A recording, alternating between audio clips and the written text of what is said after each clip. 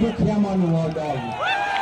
আমি দুখীয়া মানুহৰ দল আৰু দুখীয়া মানুহৰ বাবে আজি কংগ্ৰেছ দল যুঁজিব আজি দুখীয়া মানুহে কি বিচাৰে আত্মসন্মান বিচাৰে শান্তি বিচাৰে ভূমি অধিকাৰ বিচাৰে কিন্তু হিমন্ত বিশ্ব শৰ্মা ডাঙৰীয়াই কি কৰিছে আজি ভূমি পট্টা দিছে তেতিয়া দিছে মাত্ৰ মামা মামী আদানী আৰু আম্বানী পৰৱৰ্তী দিনত কংগ্ৰেছৰ যেতিয়া চৰকাৰ আহিব মামা মামী আদানী আম্বানীৰ মাটি আমি দুখীয়া মানুহৰ মাজত বিতৰণ কৰিম আমি দুখীয়া মানুহৰ মাজত বিতৰণ কৰিম আজি আমি দেখা পাইছো যে দুখীয়া মানুহক সহায় কৰিব পৰা নাই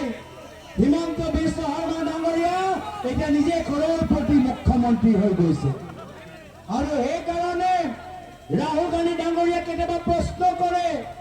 যে যি অসমত ইমান নিবনুৱা সমস্যা যি অসমত ইমান মূল্যবৃদ্ধি সমস্যা যি অসমত চৰকাৰ ইমান ধাৰুৱা হৈ আছে সেই অসমত মুখ্যমন্ত্ৰী হিমন্ত বিশ্ব শৰ্মা ডাঙৰীয়া কৰৰপতি মুখ্যমন্ত্ৰী কেনেকৈ হৈ গ'ল তাৰ উত্তৰ আমাক লাগিব আৰু সেইকাৰণে ৰাহুল গান্ধী ডাঙৰীয়াই স্পষ্টভাৱে কৈছে পৰৱৰ্তী দিনত যেতিয়া কংগ্ৰেছৰ চৰকাৰ আহিব অসমৰ জনসাধাৰণে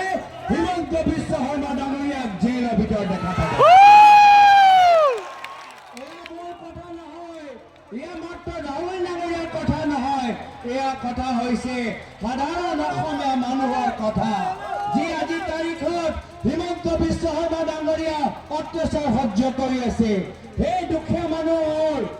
আজি এই দাবী যি দুখীয়া মানুহৰ ঘৰ আজি হিমন্ত বিশ্ব শৰ্মা ডাঙৰীয়া উচ্ছেদ কৰিছে এই দাবী হৈছে এই জ্যোতিষা দাসৰ মাতৃ যি জ্যোতিষা দাসে আজি ভ্ৰষ্টাচাৰৰ ভাৰ সহ্য কৰিব পৰা নাই আৰু সেইকাৰণে নিজৰ প্ৰাণ হেৰুৱাবলৈ হৈছে আজি অসমৰ ভিতৰত আমি দেখা পাইছো আজি পিডব্লিউডি বিভাগ এই পিডব্লিউডি বিভাগ কাৰ হাতত আছে এই পিডব্লিউডি বিভাগৰ দায়িত্ব আজি হিমন্ত বিশ্ব শৰ্মা ডাঙৰীয়াৰ ওচৰত আছে আৰু এই পিডব্লিউডি বিভাগৰ ভিতৰত কি হৈছে যে কিছু বিশেষ ঠিকাদাৰক সহায় কৰিবলৈ সৰু সৰু জুনিয়ৰ ইঞ্জিনিয়াৰৰ ওপৰত আজি তেওঁলোকৰ ওপৰত ইমান প্ৰেছাৰ দিছে ইমান হেঁচা দিছে কি কাম অধুৰা হ'ব পাৰে কাম নোহোৱা হ'ব পাৰে